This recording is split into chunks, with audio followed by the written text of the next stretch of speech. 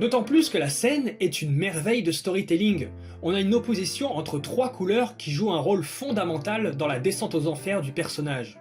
Le jaune domine toute la partie heureuse de l'histoire, et comme seule autre couche de couleur, le rose parfait de Lotso.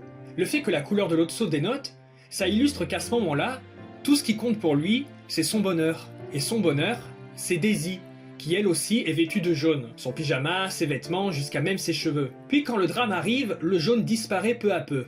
Quand Lotso retourne chez lui, le seul élément jaune qui reste, c'est la fenêtre de Daisy. Le seul espoir qui reste à Lotso. Mais quand tout est fini, Lotso tourne le dos à cette lumière. Il ne tourne pas seulement le dos à Daisy, mais il tourne le dos à la possibilité d'être à nouveau heureux. Le bleu recouvre la scène et dévore toutes les couleurs, y compris le rose de Lotso qui fut jadis si parfait, et se confond avec la nuit de la scène. La dictature de Lotso prend alors tout son sens. La garderie est un moyen de refouler sa douleur de jouets abandonnés.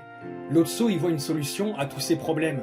Avec une garderie, pas de propriétaire, et donc plus jamais de désillusion. Mais Lotso cache également la peur qu'il partage avec Woody et les autres jouets, celle d'être jeté.